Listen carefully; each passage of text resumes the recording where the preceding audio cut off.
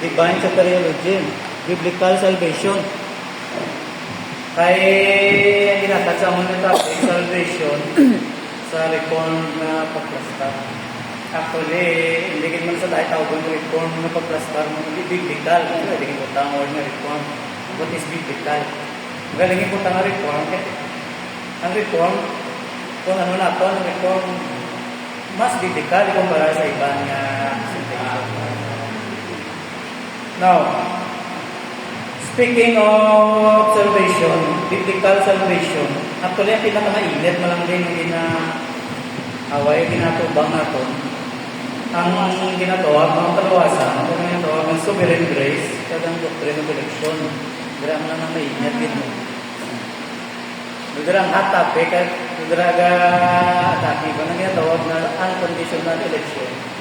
Ang ginatawag na sovereignty of God, or sovereign grace, ang ginatawag na election.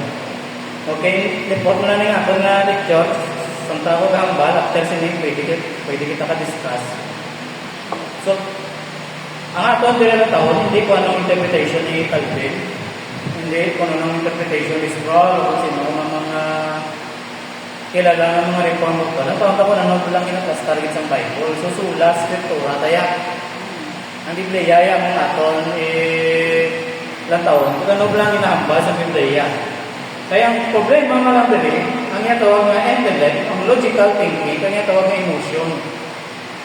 Ang kambal niya na yung masawa. Basta klaro na gani sa Bible, hindi na pagpalubuga. Galing inapilit sa iba, palubugon, ipilit nila, iayon sa ilang ginapatiyan, tungkol hindi nila naintindahan logically, rationally, kundi hindi mabatong sa nila baladyak. Speaking, basta Biblia, sa Scriptura, ipaigan na itong baladyak. Itong tawag ng klaro, bigyan ginahambal sa Bible. Okay. No, kung doctrine of election na lang, yung ginadiscuss, kalabanan, ang ginagamit, ang mga tipsay ni Apostle Paul. Mga great passages para yun sa Romans chapter 8 at chapter 9. Okay, pero klaro, ito yung sovereignty of God. Karang Ephesians chapter 1. Speaking of election, yung mga klaro, yung mga passage. Pero before pa man ni Pablo, sulat, ang electing grace of God, si Kristo yan ang tudlo na niya ng doktrina. Si Christ mismo nagtudlo na niya ng doktrina. Nakaperte ka klaro, hindi ang pagtudlo ni Kristo Jesus niya. Okay, no, may iban sa iyo, review na ini ng mga passage. Rumayo nga atong balikan, review at atong discussan, ilang taong daliwat. So, isang clear na passage, yung natudlo ni Kristo, kung nagahambal na sila na doctrine, kung doon lang nila kahambal sa word gate ng election, pero wala nilang implied ang truth. John 6:37. Okay, John 6:37, ano ginambal nila? All that the Father gives me shall come to me, and whoever comes to me I will never drive away. All that the Father gives me shall come to me, and whoever comes to me I will never drive away. Okay.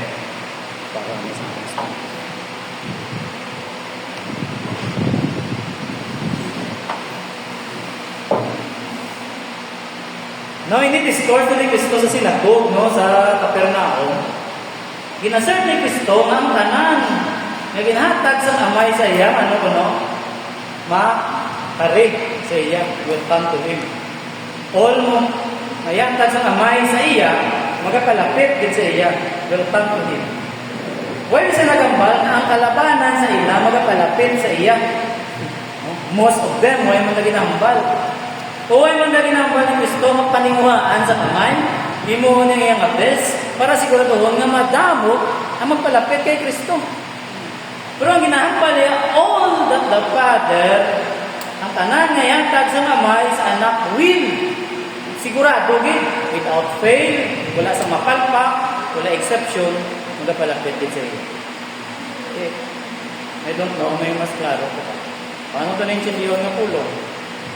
Hindi humbly, isang bakabutlay batunon sa palatyagon, but humbly, humble kita sa word of God, batunon ta ka matulong. That is the electing grace of God.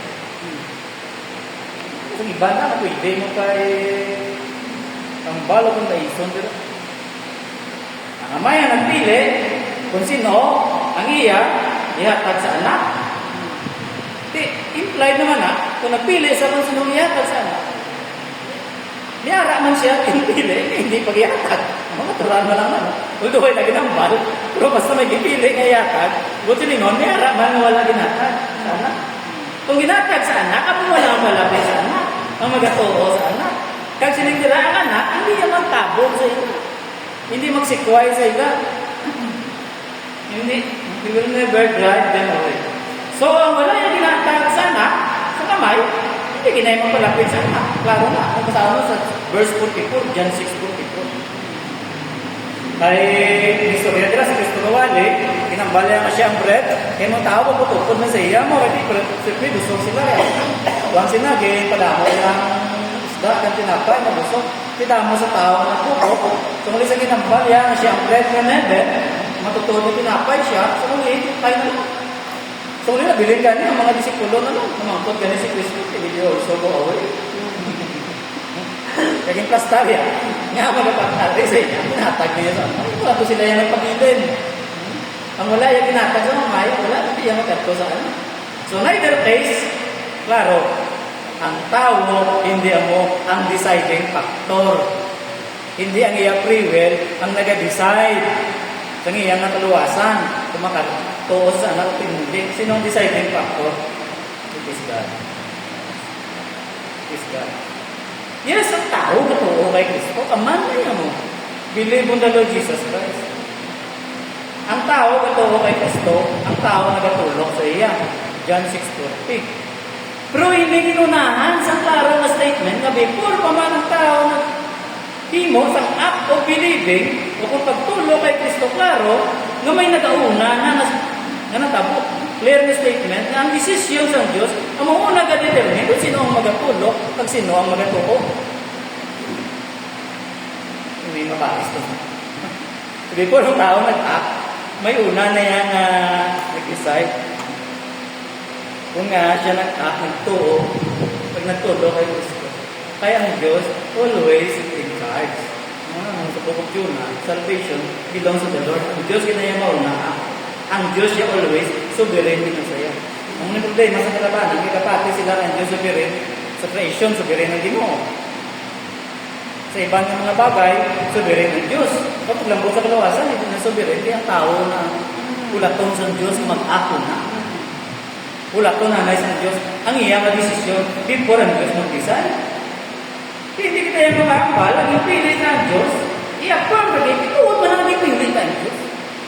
In another sense, gimpilit ang Ginoo. Ba? Ano sa yung Pastor Bar? Hindi, gimpilit ang Diyos, pero hindi din makita ang nagpilit. Git! Hindi mo napagutangan sa git. Ang unang mga determining factor sa theology. In one sense, ikaw ang nagpilit sa Diyos. But in another sense, i-affirm natin nga any faith, hindi nga pagtuo natin sa Diyos, resulta rin naman pala kayo na sa iyang mercy, sa iyang grace. Dipit ang mercy, ginwithhold sa imo ang nagkakadapat sa imo, which is judgment, condemnation. So, ang condemnation, na deserving kita, ginwithhold sa imo, that is mercy. Ang grace naman niya ginatag sa imo, ang hindi dapat sa imo, which is, amo ang forgiveness, redemption. Hindi kaya dapat patawaron, kaya dapat kaya silutan. Pero anyway, forgive ikaw, patawad ikaw, that is grace. Ang dapat sa imo silutan ka, i-condemn ka, ginwithhold ka, that is mercy. Ito, tanayin na yan. Ang mercy itong grace. Sama, kung sila ito karay na mo, ang mercy. Pag ang grace pharmacy, ito. Siguro, makikipag dyan ng mga panayin. Kasi Kristo, sila niya sa iyo disciples, John 15:16. Klaro sa John 15:16, you did not choose me, but I choose you, and appointed you to go on the earth. Hindi ka man nagpili sa ako na kung nagpili. Problema, hindi kita ninsindihan. So, hindi kita sa madami. Ay, hindi nga bagay. Kita na pag ito. Hindi na kinahingkong mata siya, kaya mas he first loved us. We love him because he first loved us. Another text niya, Matthew 11:27. All things have been committed to me by my Father. No? Matthew 11:27. No one knows the Son except the Father. And no one knows the Father except the Son, and those to whom the Son chooses to reveal Him. So, exegete ng passage. Sino lang din ang nakakilala sa Amay? Who knows the Father? Of course, ang Amay kilala perfectly and completely sa Son. Ang anak magiging makilala sa Amay perfectly. Completely, kaya na siya sa Amay ever since the beginning. Exist siya. Eternally sa Amay. So, ang anak lang din ang nakakilala sa Amay perfectly, completely. May alam makilala sa Amay. Wala. Para makilala ang Amay, magiging siya sa anak. Para makilala mo Amay, magiging sa anak. Kaya ang anak, among nag-reveal, among nagpahayag, nagpakilala, nag-explain sa Amay. He makes Him known. Klaro na sa John 1:18.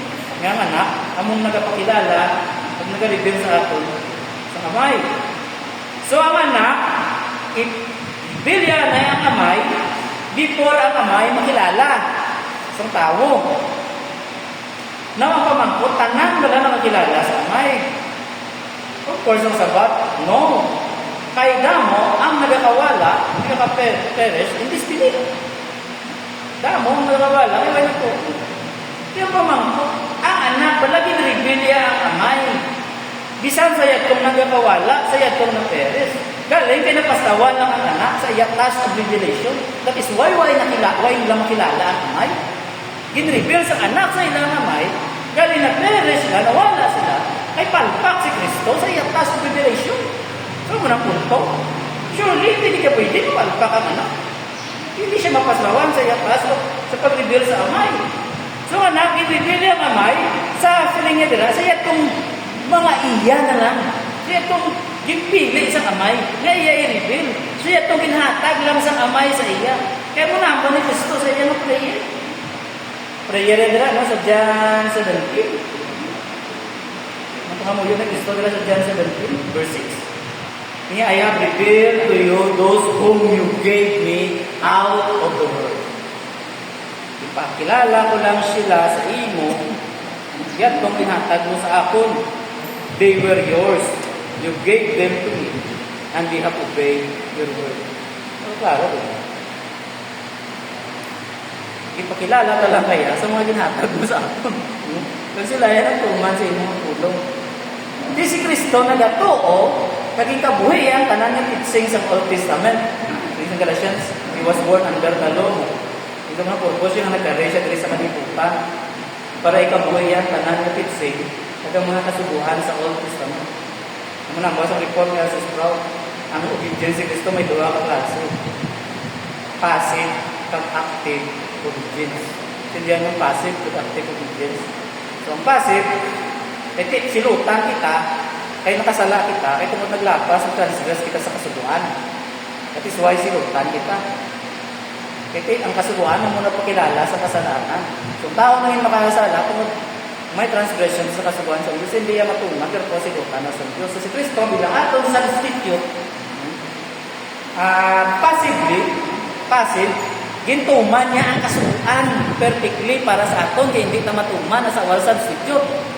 Perfectly na tuman niya, kaya mo nang kagustuhan sa Amay sa iya, kag-actively, ang silot sa kasubuan, hindi man dapat isilot sa iya, kaya perfectly ginobey ang kasubuan, bayaran niya pa rin sa krus. So, passively, gintuman niya kasubuan, iyang passive obedience, that is the will of the Father, kag ang silot, hindi para sa iya, bayaran niya pa rin. So, munang passive, kag-active obedience. So, tanan niya kamaturan sa Diyos, gin-reveal sa kay Kristo Jesus. Nagtuo siya sa soberano nga Diyos. Isaiah 43 verse 1. Pag Isaiah 45:7. Mutilingon, wala pa lang siya bisan gamay. Naging alter sa pagtuo, naging reveal sa iya sa mga propeta sa unang tanan gintuman ni Kristo Jesus. Ginobeya. So, ang Diyos sovereign sa tanan ng bagay, nagtuo sa salvation, kasi yun, hindi pwede ng Diyos sovereign sa ibang ng bagay. Sa salvation, hindi na siya sovereign. Sovereign, hindi niya nag-i-encompass sa tanan ng bagay, including sa ating salvation. Okay. So, kato kita, no, sa another verse, sa mga writings na. sa history, sa writing sa mga apostles. Ari, klaro-klaro man eh. Ang Acts 13:48. Acts 13:48. Ang background sa Acts 13:48, ang missionary experience ng church nag-reveal sa ito atong sovereign electing grace of God. Hindi lang sa ginamba ni Kristo, kundi experience siya mismo sa mga missionary. Especially dira sa Book of Acts. Yung istorya dira si Pablo si Barnabas nagwalis ang gospel dito sa Pisidian Antioch. Nga mga sa mga parts ng Turkey, nga puro na Muslim. O may mga Kristiyano man. Sa ginawa nila ang gospel sa Pisidian Antioch, ang mga Hudiyo nag-oppose sa nilang message. Yung kontra sila sa mga Jews. Kag ginahabuyan sila sa mga abusive ng mga tinaga. To the point na ginatret nila ang katulog. In response, gina-assert sa mga apostle na sila nga, hindi ka mamamati, kapag ka mo, ginakontra nyo ngayong balita, dito na kami makadto sa mga Gentiles. Ito na, maniwali ang gospel sa mga dili-o-diyo sa Gentiles. Kaya sila nila, the gospel message is for all men. Para sa tanang ng tao, Hudiyo at Gentile. So, no resulta sa nila announcement, sa ginwali nilang gospel sa Gentiles, Acts 13:48, when the Gentiles heard this, they were glad and honored the word of the Lord. And all who were appointed for eternal life believed. All who were appointed for eternal life believed. Ang pamangko, sinong nag-believe sa gospel message? Ang bisan sino, wala nga nag-decide sa iyo kalingon nga mag-believe. Kaya mo nang ilang kalusot, dili. Kung basahon nyo ang book ni Norman Geisler na patay na chosen Patrick, kung mo nang lang. Naging sa bata ni James White, encounter sa iya ng book na nagtipater sa ito. Ang lusot din ni Geisler, inquire man sa writing niya. Kaya background sila.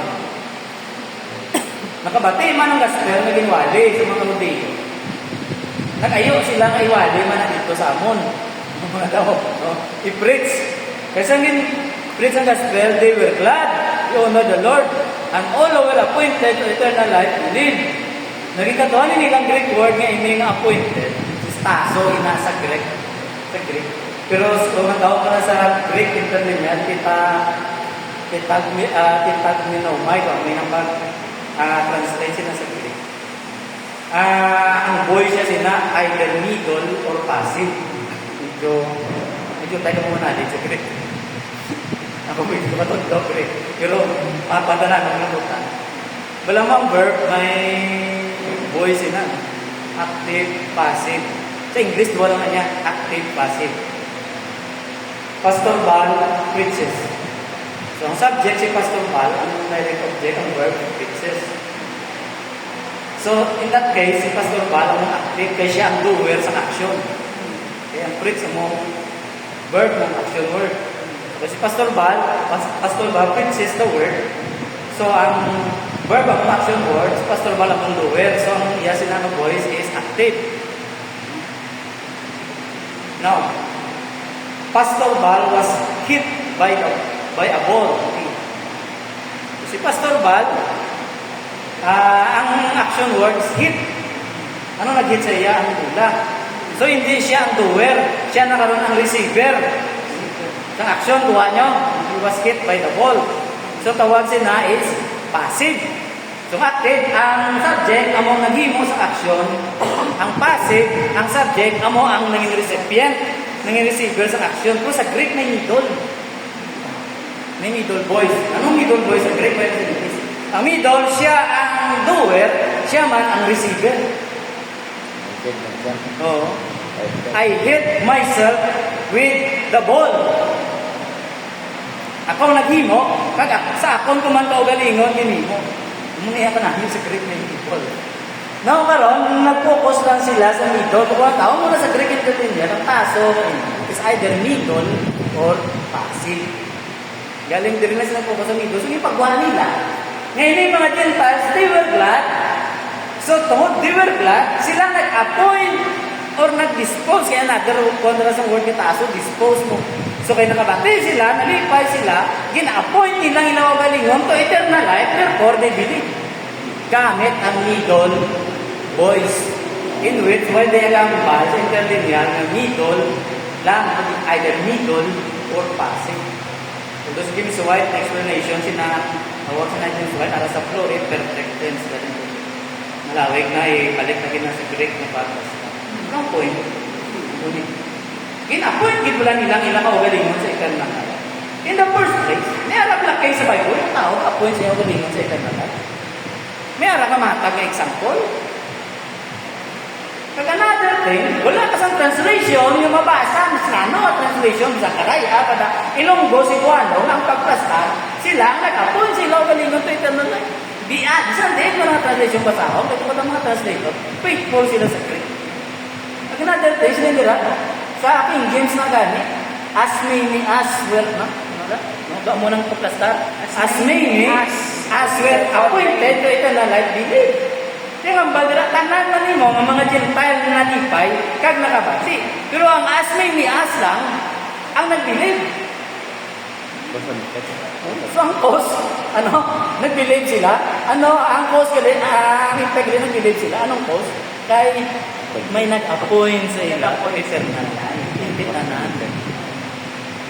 Sino nag-believe sa gospel message? Simple, hindi tanan. O kung ang mga nag-decide na, ay sinadala the Gentiles with blood at the message ilang nabatian. Ang pamangkot alin. Ang unregenerate pala, spiritually patay. Nagkakalipay, bilang katatay sa gospel. Katutuon lang. Experiensya naman na bilang katutuon. Ang mga unregenerate person pala, nagkakalipay. Yes, kina-honor man nila ang word of God. Bakit ang gospel? Kina-honor man na nila. Katapak nalipay, mga dito, sila man. Pero sa mga enemies of God, though they really honor the word of God. Hindi na pasidunggan, hindi na pakamahal pala sa mga enemies of God. Ang tulong sa Diyos. Lalo na ginambal na sa Biblia, sa Lingipod, duwa ang sense ng gospel. Ang aroma of life, aroma of death. So mga binili, ang baho, yan ay kabuhi sa unregenerate, pamatayo. So hindi may of God, no, they really honor the word, certainly na. Hindi ka pamangkot, sino lang, ang nag-believe? All who were appointed for eternal life, believe. Kaya pamangkot, sinong ka-appoint for eternal life? Ang tao. Ang iya kaugalingon. May harap lang case, yung verse wala ka mag-support ng tao, mag-appoint sa iya kaugalingon. Kaya mo nang ilalusot. It is the Gentiles who appoint themselves.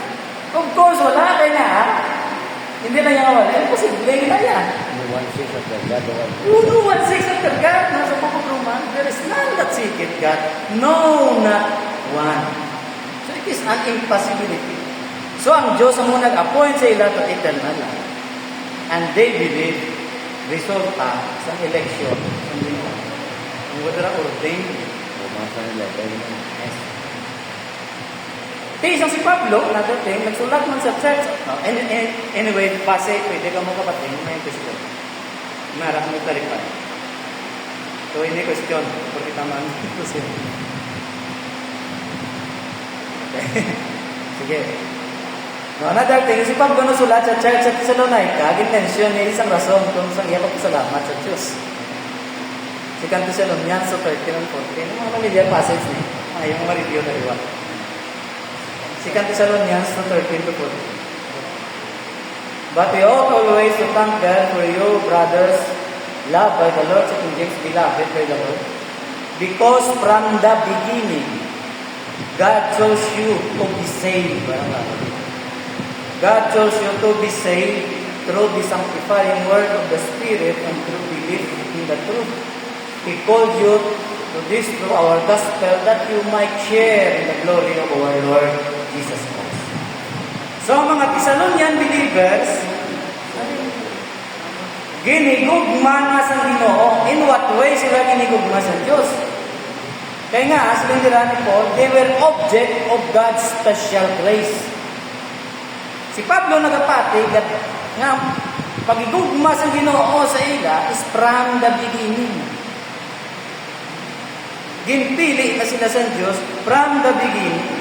Kaginpili sila for what? Chosen for what? Klaro, to be saved. Why sila ginpili? Para magalagat. Ay, ang balilang eleksyon. Eleksyon for service. Amo nang gusot kinila. Pero klaro, chosen to be saved. Paano? Paano gini mo sa Diyos? Ang means, through the sanctifying work of the Spirit and through belief in the truth. So naguna ang sanctifying work of the Spirit kag nagsunod ang belief in the truth. So ginpili sila sa Diyos at the beginning, hindi niya choice nga nag-abot lang down the road, nagulpiyada lang, nakapaminsa lang, Diyos, sige pilihan ko na. Hindi from the beginning. Hindi lang yan. Gulpiyada lang ako, okay, pilihan tayo. No, hindi lang yan naging afterthought lang sa Ginoo, so to speak. Kag ang Diyos sa pagpili, kapili man siya sa means, which they were to be saved. Yung problema, ginamisinterpret kita sa mga ibo natin. Ngayon yung speak, unconditional election, sabi nila, ang election, isang tingin pili, luwas na. Baroon ta, election unto salvation. Ginpili para sa kaluwasan. So ang pagpili, hindi pa ito kaluwasan. Pero kung isipon mo, kaluwasan naman ito eh. Eleksyon si Pastor Val, no, sa panoramic view of salvation, sa divine mind sa Ginoo. Ako natulong gani, pastor na hindi na ko nung magwali. Amo nang ila, hindi na magwali kay luwas. Luwas naman. Kaya ang bagay ni Pablo, chosen to be saved, hindi para maluwas. Kaya hindi ka na magwali, kurang Diyos ka gamit means. Parang tao maluwas. Ano tingin si God? Sanctifying work of the Spirit. Di paano na? Makalam. Through the message of the gospel, Romans chapter 10, paano sila magtuo kung sila kabati? Ang Diyos ka gamit yung means para mapatuman ang iya katuyuan. Hindi pala tuyo sa Diyos luwasong magluwas. Nagamit siya means kamatayon ni Kristo Jesus. Kapag isa kamatayon ni Kristo Jesus, gimbili ng Great Commission, iwali ang gospel. That is the means. Hindi pwede yan Diyos, may mo na sa isa kabakay, hindi siya magamit. Kamangkot, kabuotan sa Diyos, mabuhay ka. It is the will of God, mabuhay ka. Eh, buhay ka po. Will of God, tingnan ka kaon ka ho. Hindi ka kaon ka. Kaya mo ng means para sa iyo existence. Ang Diyos ka provide sa pagkaon para mabuhay ka. Ay kapuputon niya nga mabuhay ka. So may na, okay. So they were saved. Naging pili sila sa Diyos. Ay ang Diyos man nagpili sa means. Anong means mamagi? They were sanctified by His Spirit. They were to believe in the truth. Anong means? Sa maluwasan. Sanctify sila sa malang Espiritu. Pag magtuo sila sa kamaturan. So, duwa, sanctification, kag belief. Among means. Naging pili sa Diyos, therefore ang kamaturan. We are sanctified, we believe, resulta sa pagpili sa Diyos, election. Hindi ko na klaro. So, lubog ko din. Okay. Vertical bin, hindi na Calvin. Huwag kita din nagamit sa vertical bin. Klaro, ginamba sa pulong sa Diyos. Kaya itong nag-assert, ang nagpamilit, di bala, nga sila gid ang nagpili nga magto. Then, ang Diyos kay nakita, sa Diyos ay huwag nila for knowledge, kaya nila pag-explain sa for knowledge before na. Nakita sa Diyos bala i-advance ang imo nga action, mo nang sa mga mulinis yung pag-explain. Nga nakita sa Diyos advance nga ikaw matuo. So, foreseeing yun man action nga matuo, magigman, kung makabati ka sa gospel, kung pili ka. So, ang pagpili, hindi iya na sovereignty o kung niya desisyon. Sa iya, nadaan niya una-una yung tapas. Kundi, nag-decide sa iya, napiliyon ikaw, kaya nakita iya in advance nga matuo ka. Amo nang ila nga pa nakita ang human action. Pero kung amo nang imong pagpati, gina-explicar mo ini backwards. You are putting the cart before the horse. You are putting the cart before the horse. Inuna mo nga rito, sa kabayo. Baliskat, balingag na pag-explicar. Kaya klaro, simple ang Diyos nagpili, nagresulta sa pagpili, nag-response ang tao, kag ang resulta sa response, hindi. Okay. So, gitawag kita sa amay, pagi sa gospel ni Cristo Jesus. Hindi sa kuna naman nakita sa action sa Diyos o kung desisyon sa aton nga part. We do believe, we trust, we follow, o inatanan response sa iya gracious choice. Remember, wala ang grace. Definition mo lang sa grace, unmerited favor. Ipaboran ka sa Diyos. Kung wala masasamay nakita, something nga meritorious act sa iyo. Kaya kung butangan mo natin, kaya may nakita ang Diyos, 0.001% nga daw matubo. That is why, pili yan po, in-advance, hindi na ng grace. May mo nang a-term na ganyan, tawag siya ng prevenient grace. O hindi mo na yung grace, nga gina-explain sa Biblia. Okay. So, response sa ang bilit, tungkol sa gracious choice sa Ginoo sa ato. Ano mo na ginambali pa bro sa earlier na letter sa Thessalonians, 1 Thessalonians 5:9. 1 Thessalonians 5:9. For God did not appoint us to suffer wrath, but to receive salvation through our Lord Jesus Christ. So wala kita yung appoint sa Diyos nga mag-anto sa iya kasingkal o kung sa iya punishment to receive salvation through our Lord Jesus Christ. Ang inabalan ng mga Thessalonians believers. Pag si Peter man sa exhortation sa mga believers, hindi may mention niya man sa first epistle, basa ta 1 Peter chapter 1 verse 1 and 2. 1 Peter chapter 1 verse 1 and 2, si Peter sa introduction, sa greetings, Peter, an apostle of Jesus Christ, to God's elect, strangers in the world, sa King James Version, scattered abroad. Sa mga pinili na nagkakita sa katalimutan, scattered throughout Pontus, Galatia, Cappadocia, Asia, Bithynia, who have been chosen according to the foreknowledge of God the Father, through the sanctifying work of the Spirit, for obedience to Jesus Christ, and sprinkling by His blood. Nung lumanta nga ini, amuning greetings, sulat ini nga letter to the elect, scattered abroad, chosen according to the foreknowledge of God. Kaya ginagamit sa mga ligot, kung pinasikan Peter, ng tanan ni God. Kaluwasan para din sa tanan. Kaya nagsikan Peter chapter, God is not willing that all will perish. Mas Peter man na, di ba si Peter? But all should come to Him. Hindi na all. Kasi kan Peter. Sino makakapa, no? Kasi isa ko verse. Ha? Si Peter chapter 3, verse 3. Sino makabasa? Verse 9. Verse 9. Ay, sabtong ka na. Sabtong ta sa context. Mga synopsis, malagi nang balik ko sa synopsis, analysis, kag synthesis. Hindi mo lang pag-iano lang sa isa ka verse. Kasi, sige ba, Pastor, Marcos? Not willing that any should perish, but all should come to the discipline pa ng isa.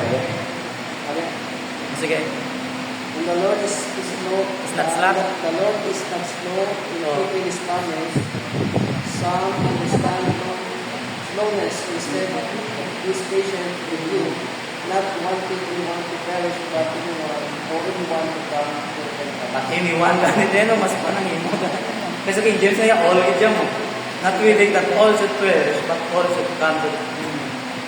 Bigla mo lang yun sa all. Pero ano? Abalo ka, si Peter. So, phone mo lang sa 1 Peter. Dito, lang na sa pagkanonize ng first and second Peter, kung isa na sila kakuha. Sugpo ni ng letter ni Peter, nung tawag nang sinukses sila. Now, kay sugpon siya sa letter, kung sino ng first Peter at second Peter, isa lang na sa letter, sugpon na, lang ina. Kay sino ni Peter kin-address, ha? Sinong ginawin? Kinatumod yung tira all? So balik kita sa 1 Peter chapter 1 kasi na hindi kin-address.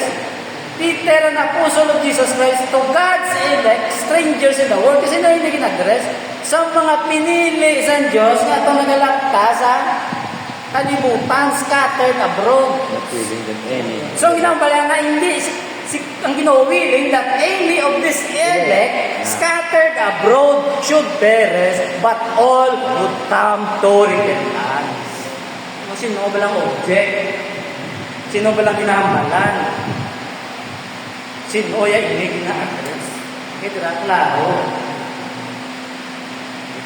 Yung mga versions ng Bible, problema kung ano yung elect ka. Kaya nga, dapat ma-limit na sa mga translation sa Bible. Ang King James okay na sa, ang New King James okay man, United okay man. Pero ibang translation na defective na. Kaya nag-translate na, ilaw na, isunod ng Biblia, kaya mo na nag-iinis siya. Pero sa una, nag-Greek all na. Yan, dahil sa mga version, mga per version. Eh, tingnan nila mas rin ako, tanan-tanan. Ang dami na sa word ko, well, nagalit pa sa tanan, hindi yung specific naman. Ang bagay sa tanan ng pastor, kinayatitar, nag-pet sa iba. Huwag mo na sa mga tanan, ito sa gusto, hindi tanan na. Kung sa iyang grupo, sa iyang circle, ako na nakilala, at nakabati. Hindi naman nagtanan, hindi nagtanan. Kaya yung problema sa mga tingnan, para sunod ng ilang gusto nila pati. Now, ang Biblia, gagamit sa term na elect or called, proper name na isang tao. Kung sila proper name, nagamit na siya as a noun. Proper name sa mga tao o sa Diyos. So, ang basic, amo na yung kamaturan sa scripture. Si Peter na sulat to God's elect, pag na-describe sila as those, amo na sila, ang ginpili according to the foreknowledge of God the Father. So, ang pagpili, ang foreknowledge of God the Father, hindi yan naging porno, ginibalo sa Diyos kung anong ilang mga aksyon. Ginpili sila kaya nakita sa Diyos, in advance na matuho sila. So, ang object nila sa foreknowledge, hindi ang aksyon, kundi ang tao mismo, ang elect. Proper name, yung gamit. Kaya hindi na lusot, hindi ka foreknowledge, nakita sa Diyos in advance na matuho, action. So, therefore, ginpili. Pero hindi mo yan kung ano yung galit mo na sa ang object nila sa foreknowledge, hindi action, kundi ang tao mismo. Nasa Romans karon kapiyan na natin. So simply, ang foreknowledge, it is the knowledge, hindi niya knowledge of God of future events. Klaro, Hindi Christian. hindi, no? Christians niya tawag na knowledge of future events. Okay. Now, so ang pagpili sa Diyos, hindi base sa future event. Yung kita iyang namatay. Pero kundi ang foreknowledge, especially ginagamit nila sa Romans chapter 8, verse 29, na yung mga Romans 8, 29.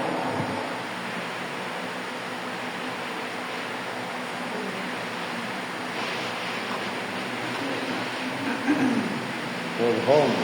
Na, yun for what? For home. For whom he did foreknow, he also did predestinate to be conformed to the image of his Son, that he might be the firstborn among many brethren. Kaya kung aksyon na siya, what yun? Kaya kay person na home. Katuan na ang word for whom he did foreknow, at doon sa interlinear Bible. Hindi lang kasi makapila daw na wanda ka pagkakita sa basic. Ito ka loka. Pwede mo palusutan sa patasyon ng mga tubig. Ang versikulo, kung paglambot niya sa drama, sa Greek grammar, sa syntax, hindi ko kaya lusot. Ang home did foreknow, home na nila. Ikaw pala sa Greek na niya, ang niya sila na one of participants is relative pronoun.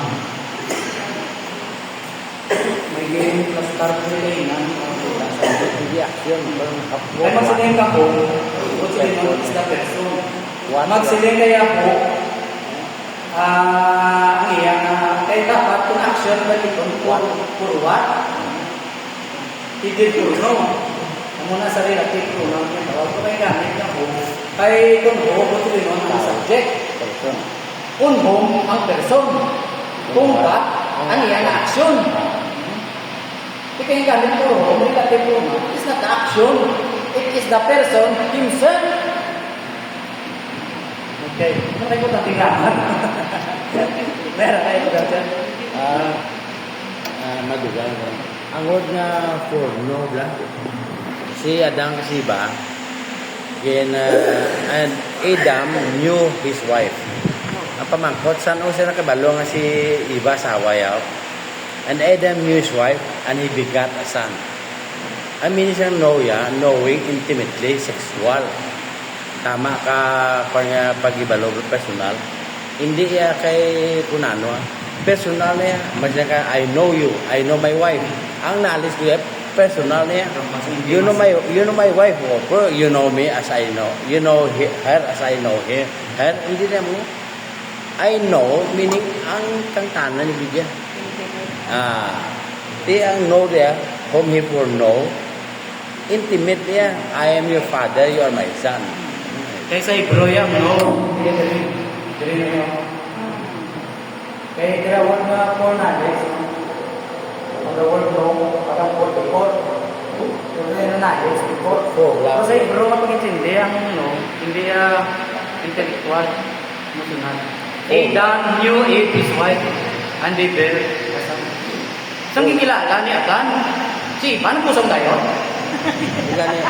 For love mo ni. Kung silingon, may intimate. Kung ginagawa mo nang ginagamit ng word nga no. Intimacy. Kami harap na sa bukong sa iyo o sa halay. Kasi nandira sa Diyos, hindi niya nag-aalag ka mo sa mga Diyos, which I knew na. Kung silingon ng Diyos, ulit na palo. Nga, lagi mo, may harap ka mo sa bahatay. Kasi sa may no reference, nag-aalag ka mo sa mga idols, which I knew na. Kung Diyos mo ikapalo, kung sila yung sa Diyos, kahit mo, kahit mo, sa mga wala ko pinaprobahan. I did not approve. Anong word na? Ito ang mas intimacy. So, ang knowledge, why nagabasa kay Trinidad sa Hebrew mindset? Instead ito na ano ang word of God, okay? Ano ito? Oras na ano? Agad 13. Mga fantastic. Ito na ang word of God, nagambal na isang close personal relationship with someone. Ang word na know or not. So, ang knowing sa Diyos sa aton is a personal thing. It does not speak about the aton action. So, ang scripture nag-reveal na ang persona, hindi ang event, hindi man ang iyang action, ang ginporno. So, decision sa part ng Ginoo, ang manang foundation sa victory of election. Makita mo na ako nila kung sa amin ang first chapter sa book of Ephesians mga tulala pa kayo. We have 13 minutes. Then, okay. Another thing, ang book na ginatawag natin 2 Timothy, ang munang last word, almost familiar mo ng isa sa mga nagkapusan ng sulat ng Apostle Paul. Yan na sa kapatid. Ang 2 Timothy, one is the last word, kung hindi man ang last, naging sulat ni Apostle Paul. So after many years ng iyang ministry, nag-struggle na si Paul tungkol sa oposisyon within and without the church. Problema sa oposisyon sa kuha, may problema pag sa sulod. Nasulod si Paul. Struggle ka na. Ginahingabot ka sa kuha. Pati sa sulod, may ginahingabot ka sa inyo. Makaya mo na sa hingabot sa kuha, pero na sulod na nahingabot. Kilo brothers na, member na sa church, baka sa sulod na lahat sa buhat na. Sige lang. Part na sa aton, tuling, hindi lang mga lagat sa Diyos. So si Pablo, struggle sa oposisyon, both without and both within.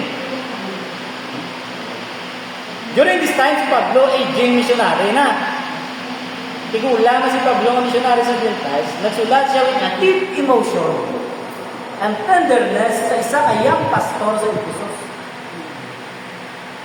Right at the beginning sa iyang letter, i-encourage siya si Timothy, ayang pastor. teenager ko lang during this time. Nagambal siya heart to heart kay Timothy pag siya letter. Ang suluhin, ipakita ni Pablo sa atin, doon ano ka-sentral na tawag niya, electing grace sa pagbubuhay sa Kristo. Si Timothy chapter 1 verse 8, basta sa 12. Sa ano pagkaga, ang malakyan ko ni Pablo, gawin ang pastor ang iyang letter kay Timothy. Si Timothy chapter 1 verse 8, sabi ni Pablo, sinaya kay Timothy, do not be ashamed to testify about our Lord, or ashamed of his priesthood, but join with me in suffering for the gospel. By the power of God, who has saved us and called us to a holy life, not because of anything we have done, but because of His own purpose and grace. This grace was given to us in Christ Jesus before the beginning of time. But it has now been revealed through the appearing of our Savior Christ Jesus, who has destroyed death and has brought life and immortality to light through the gospel. And of this gospel I was appointed a herald and an apostle and a teacher. That is why I am suffering as I am. Yet I am not ashamed, because I know whom I have believed and am convinced that He is able to guard what I have entrusted to Him for that day. So sa pag-encourage siya kay Young Timothy, nagamba si Pablo sa nanood sa Ginoo nga nagaluwas sa aton kag nagtawag sa aton sa pagkabuhi nga balaan nga ginhimo sa Dios ini. Certainly not sila ni Pablo tungkol sa kung ano nga aton ginhimo, not anything we did. Instead, ang basis sa pagluwas ang Dios is His own purpose and grace. Ang basis ay pagluwas, iya katuyuan, iya bugay. So wala sang election na nabase sa aton nga aksyon na makita dire. Hindi mo na nabasa, kira, nga pagpili sa Diyos, yung base sa imo binuhatan, imo aksyon.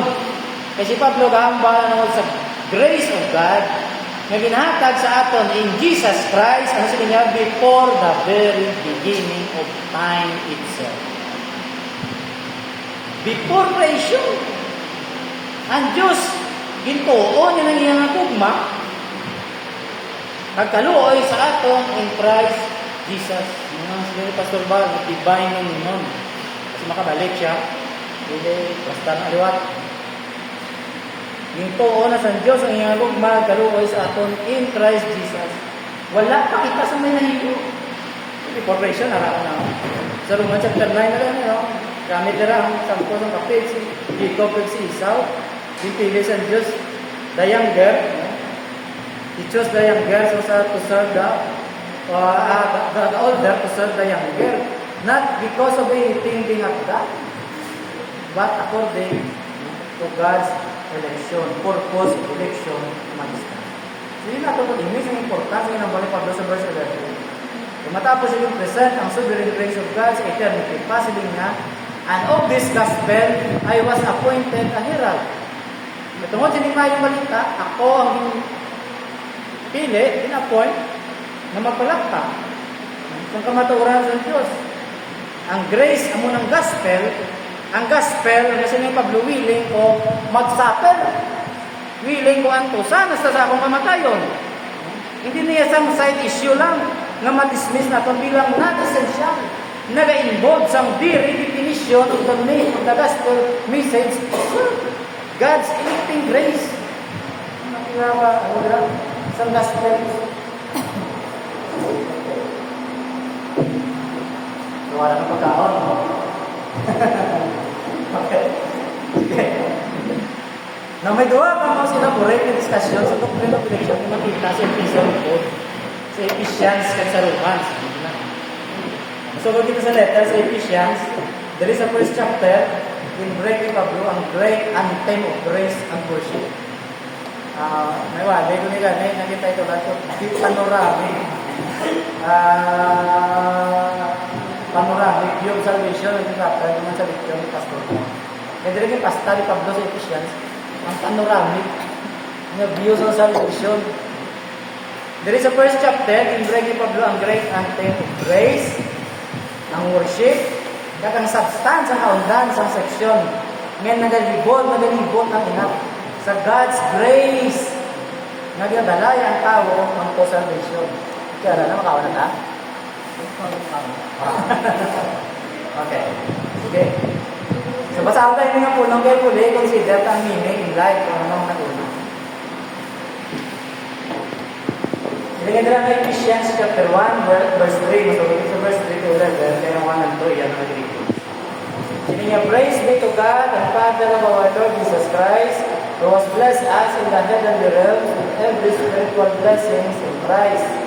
For He chose us in Him before the creation of the world to be holy and blameless in His sight.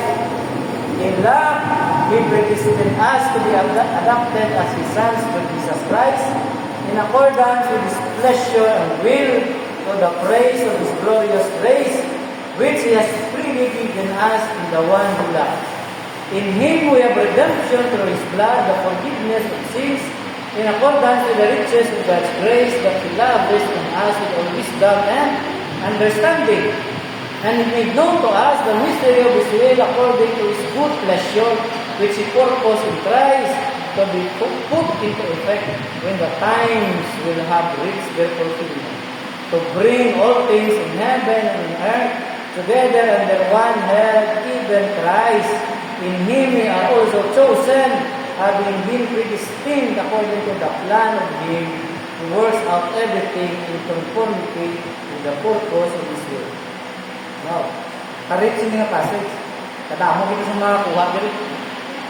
Siksik, titik sa kamaturan. Katunin mo lang na alang taon. Dapareho lang ang dala sa kabawas ng lupin. Naging palang tao sa inong lang yung plano sa Diyos sa kaluwasan. Pagpagtulog mo galing ang ulo mo tulog. Kasi hindi ka lang matulog, makawaw ka. Hindi mo mag-sticker. Amo ni galing. Huwag mo na pagplastar pa. Planta yung panorama. Ang glorious mystery na ginapresent sa ato, bang sa aton wondering. Pinakita ko ni si Sanay na mamangkot sa pila ka series of question na natin, i-clarify ang mga important issue, otherwise, mag-list na. Masugod kita sa praise to God, ang iyagin mo. Ano iyagin mo? Yan that He bless us with every spiritual blessing in Christ. So everything sila nga passage, sa na focus sa word na close na in Christ. In Christ. Isikta. So hindi sikta yan. Kundi in Christ. Kaya ang word na in Him, sa pariyo na, no? In Christ, at in Him, ginagamit ko lang na interchange. Or another term na in the one He loves.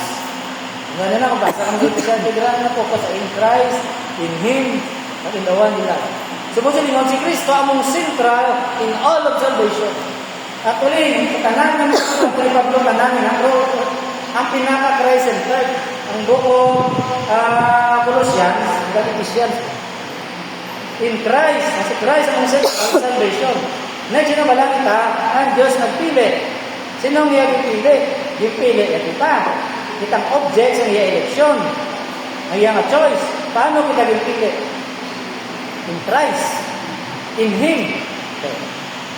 Hindi kay ginausap sa ibang, pili ka, isang ara, na kay Kristo. Isang nagtuo kay Kristo, dito ka pinili. Why dahil ang body were chosen when you were in Christ? Ginatag ni Kristo. Ginatag kaya kay Kristo. Hindi nga pinili kaya, kay ara, na kay Kristo. Pag-twist mo lang sa mga versikulo para i-ticket lang sa gusto ng katapinan. Saan mo kita pinili?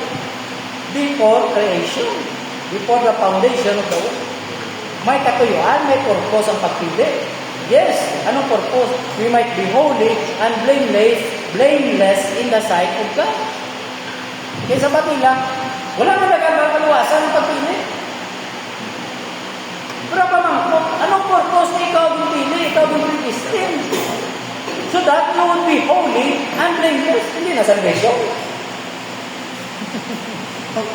You would be holy and blameless. Then, ano pa kinahingi mo sa Diyos? He predestined. Paano siya nag-predestine? In love. Sa gugma. Kag sino o ano ang naging predestine? Kita. As. Nagambag ang Diyos ang predestine sa plano. O kung ang Diyos ang predestine sa plano. And when not predestined, distant before. Then, tuyo na, antes pa man. Simple nga pag-explain sa predestined. Sino ang predestined? Nag-predestined ang Diyos ang plano o kung sa tao? Sino ang predestined? O kung ano? Ang predestined? People.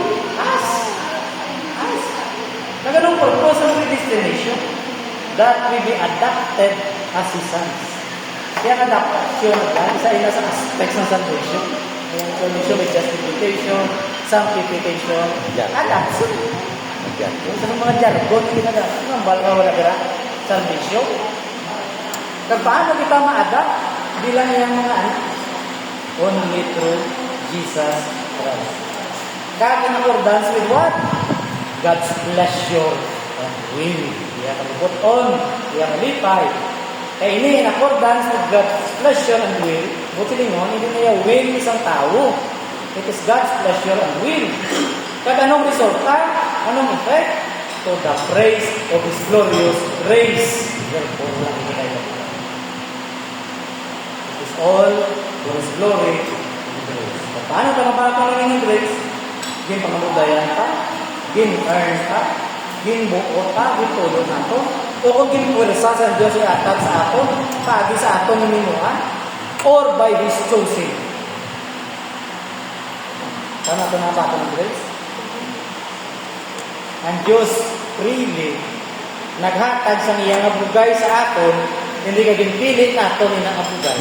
Kundi libre ang ginhatag sa Diyos sa aton in the one He loves in Jesus. Kung ito ang nag-grant Diyos grace, free grace.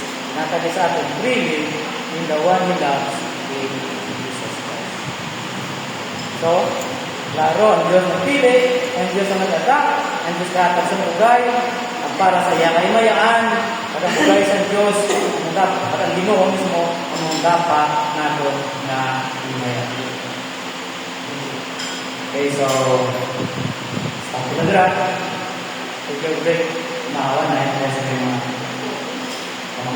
sinara ko doon.